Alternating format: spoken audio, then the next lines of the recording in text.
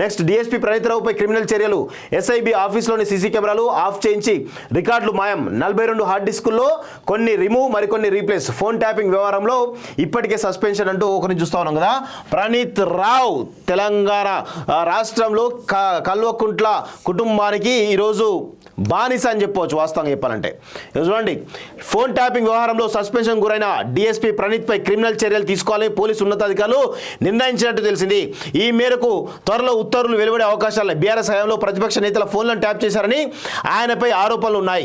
ప్రస్తుత సీఎం అప్పటి టీపీ చీఫ్గా ఉన్న రేవంత్ రెడ్డి, బీజేపీ కీలక నేత బండి సంజయ్ ఫోన్లను ట్యాప్ చేశారని పెద్ద ఎత్తున విమర్శలు వచ్చాయి.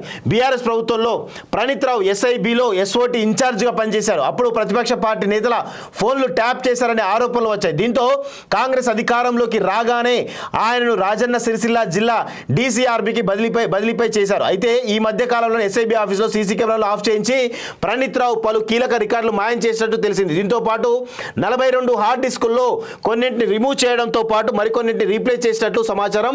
ఎస్ఓటీ లాకర్ రూమ్లో ఉన్న కీలకమైన సిడిఆర్ వివరాలు, ఐఎంఈఐ నెంబర్లు, ఐపీడీఆర్ డేటాను పూర్తిగా చెరిపేశారనే ఆరోపణలు ఉన్నాయి. నేరపూరిత ఉద్దేశంతోనే ప్రణీత్ రావు ఇదంతా చేశారని నిశ్చయించుకున్న ఉన్నతాధికారులు అన్ని విధుల్లో నుంచి సస్పెండ్ చేస్తూ ఉత్తర్వులు జారీ చేశారు. ప్రస్తుతం రాజన్న సిరిసిల్ల డిఎస్ఆర్బిలో ఉన్న ప్రణీత్ రావును ఉన్నతాధికారులు అనుమతి లేకుండా జిల్లా విడిచి వెళ్ళొద్దని ఆదేశించినట్లు సమాచారం అంటూ ఒక న్యూస్ చూస్తూ ఉన్నాం. సో ఇక్కడ విషయం ఏంటి అంటే మిత్రులారా, డిఎస్పీ ప్రణీత్ రావు, దుగ్గ్యాల ప్రణీత్ రావు, ఈరోజు గోనె సందీప్ రావు, అదేవిధంగా ఇంకో కొంతమంది వెలమ సామాజిక వర్గం సంబంధించినటువంటి ఐపీఎస్ ఆఫీసర్లు ఎవరైతే ఉన్నారో ఈరోజు ప్రతిపక్ష నాయకులందరినీ కూడా ఈరోజు వాళ్ళని టార్గెట్ చేసే ఉద్దేశంతో వీళ్ళందరినీ కూడా ఒక కోట్రిగా అంటే తన యొక్క కవచంగా నియమించుకున్నాడు కల్వకుంట్ల చంద్రశేఖర్ రావు, కల్వకుంట్ల కుటుంబం వాస్తవంగా.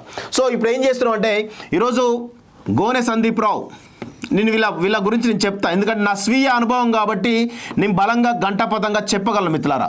అదేవిధంగా ప్రణీత్ రావు, ఇంకా కొంతమంది రావులు కూడా ఉన్నారు, వాళ్ళ వివరాలు కూడా రావాల్సిన అవసరం ఉంది. ఈయన SIB SOT incharge, SIB SOT incharge, ఈయన ఎస్ఓటి సంబంధించినటువంటి డీసీపీగా పనిచేసిండు. అయితే ఇక్కడ విషయం ఏంటి అంటే నా స్వీయ అనుభవం మీకు చెప్తా వినండి.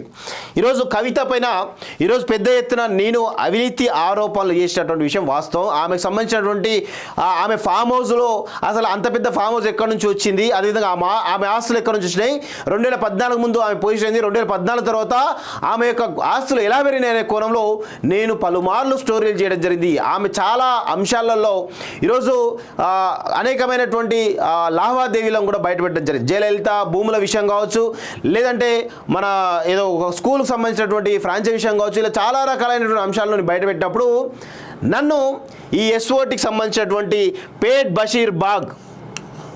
బషీర్బాగ్లో తీసుకెళ్ళి మమ్మల్ని చిత్రహింసలు పెట్టడం జరిగింది. ఎందుకంటే మమ్మల్ని నా ఆఫీస్కి వచ్చి నా ఆఫీస్లో సిస్టమ్స్ని, ప్రతి సిస్టమ్ని, మూలకున్నటువంటి ఖరాబ్ అయినటువంటి సిస్టమ్ని కూడా తీసుకుపోయి వాటన్నిటిని కూడా అందులో డేటా ఏమైనా ఉందని చెప్పేసి మొత్తం కూడా ఈరోజు ఎంక్వైరీ చేయడం జరిగింది. నా మొబైల్ కూడా తీసుకొని నా మొబైల్లో కూడా ప్రతిదీ అంశాన్ని కూడా మొత్తం వాళ్ళు సోదా చేయడం జరిగింది వాస్తవంగా. సో మమ్మల్ని పేట్ బషీర్బాగ్లో ఉన్నటువంటి ఎస్ఓటి ఆఫీస్ తీసుకెళ్ళి చిత్రహింసలు పెట్టి ఈ గోనె సందీప్ రావు అనే వ్యక్తి అక్కడ మానిటర్ చేసిండు. ఆయన కింద ఒక సిఐ అనేటువంటి ఒక వ్యక్తి ఉంటాడు. ఆయనతో పాటు ఈయన ఇద్దరు కూడా మానిటర్ చేసి మమ్మల్ని ఎట్లా కొడుతున్నారు ఏంది అనేది వీళ్ళు వీడియోలు తీసుకొని ఫోటోలు తీసుకొని కూడా ఈరోజు కవితకు పంపించడం జరిగింది వాస్తవంగా. కవిత కూడా ఫోన్లో మాట్లాడిందని మాకు స్పష్టంగా తెలుస్తూ ఉంది వాస్తవంగా.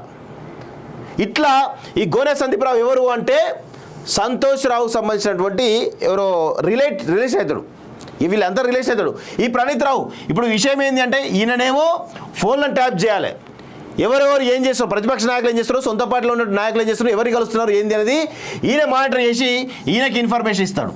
ఈయన ఏం చేస్తాడు, వాళ్ళందరినీ కూడా ఇప్పుడు మాలాంటి వాళ్ళందరినీ కూడా అరెస్ట్ చేయాలి, తీసుకుపోవాలి, ఇష్టం వచ్చినట్టు మమ్మల్ని కొట్టాలి, చిత్రహింసలు పెట్టాలి. ఇట్లా వీళ్ళిద్దరూ ఈ వెలమ సామాజిక వర్గానికి సంబంధించినటువంటి దొరలు ఎవరైతే ఉన్నారో ప్రతిపక్ష నాయకులను కావచ్చు, ప్రశ్నించే గొంతులో మాలాంటి వాళ్ళందరినీ కూడా ఈరోజు చిత్రహింసలు పెట్టి ఈరోజు ప్రజాస్వామ్యాన్ని కూని చేసి వీళ్ళంతా కూడా. ఈయన ఐపీఎస్, ఈయన మళ్ళా కన్ఫర్డ్ ఐఏఎస్ వాస్తవం చెప్పాలంటే, కన్ఫర్డ్ ఐపీఎస్. ఈయనకు అసలు అర్హతే లేదు వాస్తవం చెప్పాలంటే. First of all Revanth Reddy ప్రభుత్వం ఈయనకు సంబంధించి కన్ఫర్డ్ ఐపీఎస్ ఏ విధంగా వచ్చిందో ఒక్కసారి దీనిపైన సిబిఐ ఎంక్వైరీ కానీ ఇంకా ఏసీబీ ఎంక్వైరీ కానీ లేకపోతే సిబిసిఐడి ఎంక్వైరీ కూడా వేయాలని చెప్పేసి నేను కోరుతా ఉన్నాను. ఈయన కూడా అదే పరిస్థితి, ఈ డిఎస్పీనే. వీళ్ళు ఇలా ఒక వెలమ కోటరీని, వెలమ కవచాన్ని మొత్తం కూడా తయారు చేసుకొని పోలీస్ డిపార్ట్మెంట్లో ఉన్నటువంటి వెలమలందరినీ కూడా కవచంగా తయారు చేసుకొని ఈరోజు పెద్ద ఎత్తున వీళ్ళు మాలాంటి ప్రశ్నించే గొంతులపైన అరాచకాలు అక్రమాలు చేశారని స్పష్టంగా కనబడతా ఉంది. రేవంత్ రెడ్డి గారికి నేను ఒకటే విన్నపం చేస్తాను, దయచేసి మీరు ఇలాంటి వాళ్ళను ఖచ్చితంగా కఠినంగా శిక్షించే విధంగా చర్యలు ఉండాలి. కేవలం సస్పెండ్ చేస్తేనో లేదంటే లూప్లైన్కి పంపిస్తేనో కుదరద్దు. ఖచ్చితంగా వీళ్ళపైన చట్టపరమైన చర్యలు తీసుకుంటే మీ ప్రభుత్వం కానీ వచ్చే ప్రభుత్వం కానీ ఇలాంటి చర్యలు మళ్ళా ఉండవు. అది మీ చిత్తశుద్ధికే మేము వదిలేస్తున్నాం. ఇక మీకు ఒకవేళ మీరు వీళ్ళపైన చట్టపరమైన చర్యలు తీసుకోకపోతే మీరు కూడా రేపటి రోజున ఈ ప్రశ్నించే గొంతుకలం కావచ్చు లేకపోతే ప్రతిపక్ష పార్టీల ఫోన్లను కూడా ట్యాప్ చేశారనే అనుమానాలు కూడా బలపడే అవకాశాలు కాబట్టి ఖచ్చితంగా వీళ్ళపైన చట్టపరమైన చర్యలు తీసుకుంటే మీకు కొంత ఇబ్బందికరంగా ఉండదు అనేది కూడా స్పష్టంగా నేనైతే చెప్పగలను మిత్రులారా.